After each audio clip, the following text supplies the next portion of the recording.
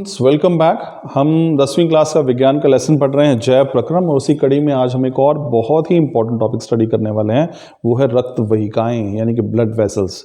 तो ये जो हमने टॉपिक स्टार्ट किया है स्टूडेंट्स, मानव परिसंचरण तंत्र का यानी कि ह्यूमन सर्कुलेटरी सिस्टम। तो मैंने आपको पहले ही बताया था कि ह्यूमन सर्कुलेटरी सिस्टम या मानव परिसंचरण तंत्र है, इसके 3 प्रमुख घटक होते हैं। पहला कौन सा है? पहला मानव हृदय, इसके बारे में हम पिछले लेक्चर्स में पढ़ चुके हैं। दूसरा हमारे पास है रक्त वाहिकाएं, जिनमें से रक्त होकर बहता है। उसमें भी हमने चर्चा की थी, आपको ध्यान हो जब हमने हृदय की संरचना पढ़ी थी कि कुछ वाहिकाएं ऐसी हैं जो शुद्ध रक्त लेकर जाती हैं, और कुछ वाहिकाएं ऐसी हैं जो कि अशुद्ध रक्त लेकर आती हैं मानव हृदय तक। तो ये जो वाहिकाएं हैं, जो ब्लड वेसल्स है, 3 प्रकार की होती हैं, उसी के बारे में हम आज पढ़ेंगे। तो रक्त वाहिकाएं या ब्लड वेसल जो है ये क्या है? 3 प्रकार की है। पहली धमनी, जिसको हम आर्टरीज कहते हैं, ठीक है ना, धमनी और आर्टरीज कहा जाता है। दूसरी है शिरा, जिसको आप इंग्लिश में वेन्स कहते हैं, और तीसरी है रक्त कोशिकाएं, जिसको आप ब्लड कैपिलरीज कहते हैं। तो ध्यान रखिए स्टूडेंट्स, मानव शरीर के अंदर जो रक्त वाहिकाएं हैं, जो ब्लड वेसल्स हैं, वो 3 प्रकार की होती हैं। पहली है धमनी, जिसको आप आर्टरीज कहते हैं। दूसरी है शिरा, जिसको आप वेन्स कहते हैं। और तीसरी है रक्त कोशिकाएं, जिसको आप ब्लड कैपिलरीज कहते हैं। इनके बारे में पढ़ते हैं, क्या क्या इनके काम है, और वो थोड़ा कुछ अपवाद भी हैं, वो भी हम इसमें देखेंगे। तो देखिए यहाँ पे दिखाने की प्रयास किया आर्टरी, और देखिए इसको लाल रंग से दर्शाया गया। यहीं से आप समझ जाइए, थोड़ा सा मेन आइडिया आपको यहीं से मिल जाएगा। ये आर्टरी है, यानी कि धमनी है। धमनी के अंदर जो रक्त दिखाया गया वो लाल है। ये शिरा है, इसको आप वेन कहते हैं। तो ध्यान रखिए, यहाँ पे शिरा के अंदर रक्त को नीला दिखाया गया। मैं आपको पहले ही बताया था कि रक्त जो हमारे शरीर में बहता है वो 2 प्रकार का है। इसमें हमारा हृदय में जो परिसंचरण तंत्र है इस प्रकार का है कि इसमें हमेशा शुद्ध और अशुद्ध रक्त अलग अलग बहते हैं।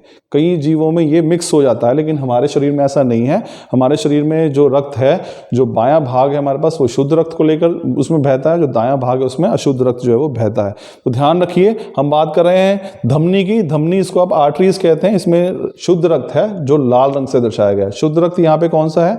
ऐसा रक्त जिसमें ऑक्सीजन घुली हुई है। लेकिन जब उसी रक्त का में से ऑक्सीजन कोशिकाएं इस्तेमाल कर लेती हैं, ऑक्सीजन वो रहित हो जाता है, तो वो बन जाता है अशुद्ध रक्त। और अशुद्ध रक्त हमेशा किसमें बहेगा? वो बहेगा वेन्स में, यानी कि शिराओं में। तो सबसे पहला अंतर तो यही है कि धमनियों में हमेशा शुद्ध रक्त बहता है, और शिराओं या वेन जिसको आप कहते हैं उसमें हमेशा अशुद्ध रक्त बहता है। अब आगे देखिए, अब शुरुआत करते हैं यहाँ पे धमनी से, आर्टरी से। तो धमनी, आर्टरी मैंने आपको बता दिया, लाल रंग से दर्शाई थी, शुद्ध रक्त बहेगा। इस रक्त वाहिका की दीवार मोटी होती है। अब देखिए, धमनी का काम क्या है? शुद्ध रक्त को लेके जाना। शुद्ध रक्त जब जाएगा शरीर के हर हिस्से तक, तो ये जरूरी है कि बहुत अधिक दाब के साथ उसके अंदर बहना चाहिए।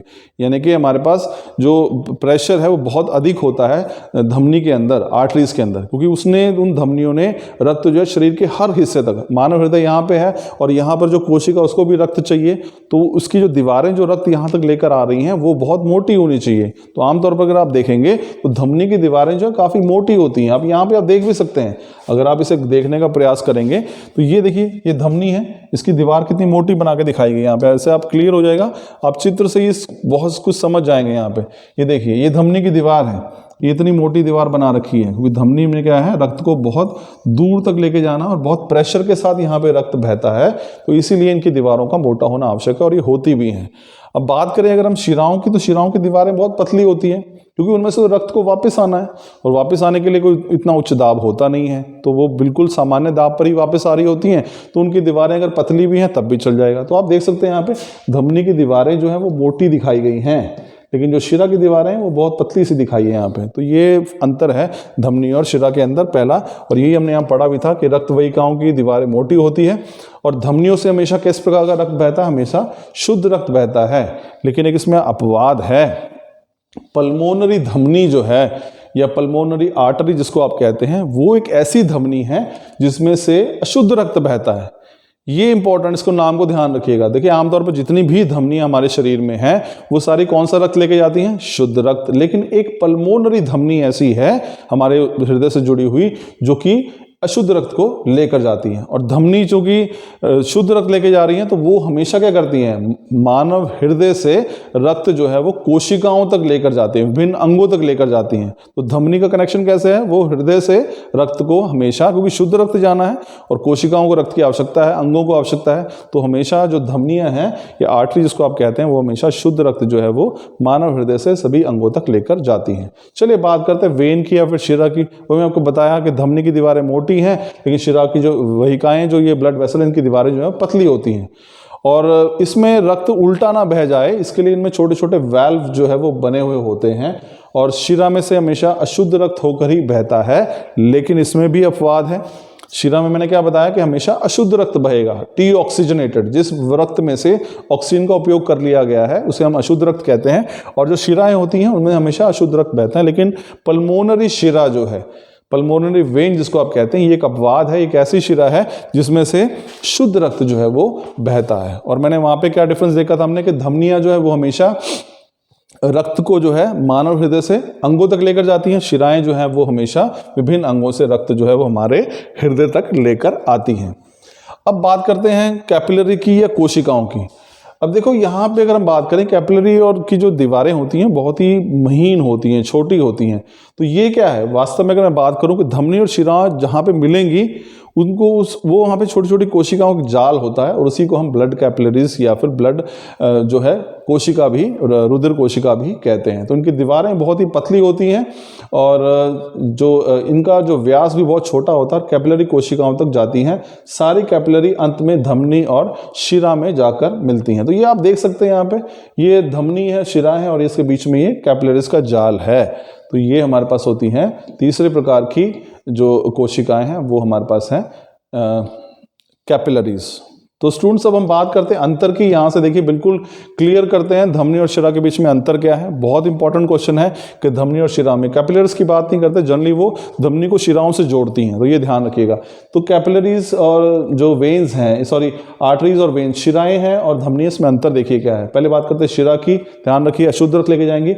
ये अंगों उत्तकों से रक्त को हृदय की ओर लेकर जाती हैं। तो अंग हैं, उत्तक हैं, उनसे जो अशुद्ध रक्त है उससे उसको वहां से रक्त को कहाँ पर लेकर आती हैं, हृदय पर लेकर आती हैं। यहाँ पे ये धमनी जो है ये रक्त को मानव हृदय से शरीर के सभी अंगों तक या उत्तकों तक लेकर जाती हैं।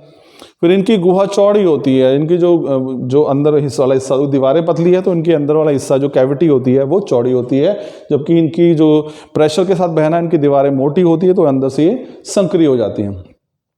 इनकी दीवारें पतली और लोचदार होती हैं, इनकी जो दीवारें हैं वो पतली हैं, ठीक है ना। मैंने आपको पहले ही बताया था कि शिरा की जो दीवारें हैं वो पतली होती हैं क्योंकि वहाँ से केवल अशुद्ध रक्त बहना है, लेकिन इनकी दीवारें मोटी होती हैं, लचीली व पेशीय होती हैं।